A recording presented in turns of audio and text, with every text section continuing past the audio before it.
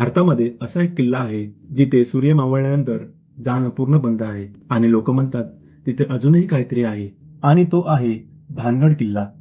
राजस्थानमध्ये असलेला हा किल्ला भारतातील सर्वात भुताटकी जागांपैकी एक मानला जातो. खूप वर्षापूर्वी इथे एक सुंदर राजकुमारी राहत होती आणि एक जादू करणारा माणूस तिच्यावर प्रेम करत होता. पण त्याचं प्रेम चुकीच्या मार्गाचं होतं.